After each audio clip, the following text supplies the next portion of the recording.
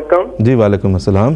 جی میرا نام طاہر گل ہے، اور میرا سوال یہ ہے کہ بعض غیر جماعت لوگ یہ کہتے ہیں کہ احمدی لوگوں کو شادی اور کاروبار کا لالچ دے کے تو احمدی بلاتے ہیں، تو آپ پلیز اس کو تھوڑا سا میرے لیے واضح کر دیں۔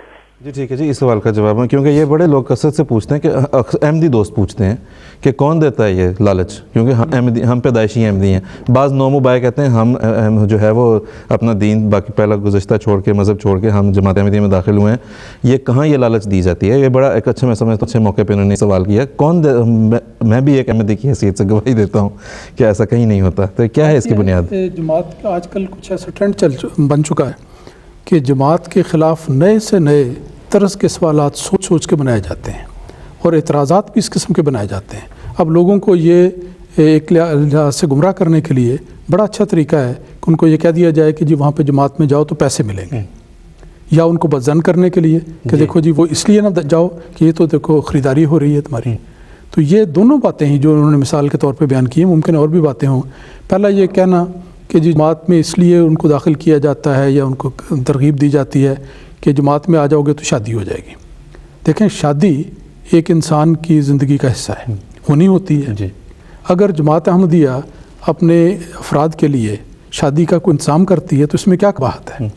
لیکن حاشا وکلا کبھی ایسا نہیں ہوا کہ کسی کو شادی کا لالچ دے کر احمدی بنایا گیا، بلکہ ہم تو ہمیشہ ایسے لوگ جو احمدیت میں داخل ہونا بھی چاہتے ہیں ان کو کھل کر بتاتے ہیں کہ دیکھیں، آپ بیعت کے معاملے کو شادی کے معاملے سے قطعاً الگ رکھیں۔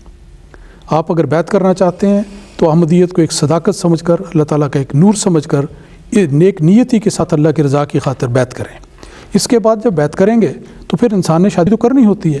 آپ غیر احمدی رہیں گے تب بھی آپ نے شادی کرنی تھی، احمدی ہوں گے تو تب بھی شادی کرنی ہے۔ تو یہ تو ایک طبی چیز ہے جو اپنے وقت پر ہوتی ہے۔ لیکن یہ کہنا کہ اس کو آپ لنک کر کے پھر شادی کریں، ہرگز نہ اس کو انکریج کیا جاتا ہے، نہ اس کی کبھی لالچ کسی کو دیا جاتا ہے، نہ اس کو تمہ دلائی جاتی ہے۔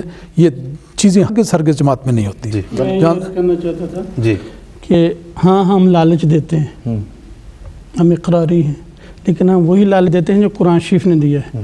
ان اللہ اشتری من المؤمنین انفسہم واموالہم بان لہم الجنہ، کہ اپنے نفس اور اپنے مال خدا کی راہ میں خرچ کرو تو تمہیں جنت ملے گی۔ ہم یہ لالچ ضرور دیتے ہیں، اور اسی وجہ سے حضرت مسیح علیہ السلام نے فرمایا کہ جو شخص ماہواری ہر ماہ کچھ نہ کچھ چندہ نہیں دیتا اس کے ایمان میں کھوٹ ہے، اس کو سوچنا چاہیے، اور اس کا نام میں کاٹ دوں گا اپنی جماعت سے۔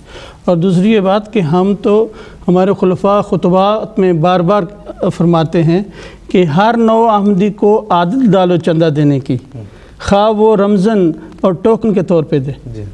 تو ہمارے بارے میں تو یہ ہمارا جماعت کا طریقہ کار ہے، اور پھر الٹی یہ صاحب یہ فرما رہے ہیں، اور دوسرے بعض لوگ یہ کہہ دیتے ہیں کہ دیکھو جی یہ چندے لیتے ہیں جماعت سے۔ محمد صاحب بالکل وہی میں ہے کہ یہ بھی ایک بڑا تفصیل طلب موضوع ہے، جب کیونکہ چندے کے سسٹم پہ بھی اعتراض کیا جاتا ہے، کسی پروگرام میں اس پہ بھی جو ہے وہ تفصیل سے بات کرنا چاہیں گے اور بتانا چاہیں گے کہ کتنا یہ خوبصورت اور اللہ تعالیٰ کی طرف سے بتایا ہوا نظام ہے جس کو کہ مسیح موعود علیہ السلام اور خلفاء ہم تک پہنچاتے ہیں اور ہمیں اس پہ عمل کرنے کی ترغیب دیتے ہیں۔ جہاں تک شادی کے معاملے کا تعلق ہے، بجائے اس کے کہ یہ کہا جائے کہ شادی کے لیے کوئی لالچ دیا جاتا ہے، عملاً بات یہ ہے کہ اس کی باقاعدہ جو نیا آمدی ہونے والا ہوتا ہے بعد میں، یعنی جیسے امام صاحب نے فرمایا ایک جنرل پروسیس کے تحت ان کی جو شادی کا معاملہ آتا ہے تو باقاعدہ تحقیق ہوتی ہے۔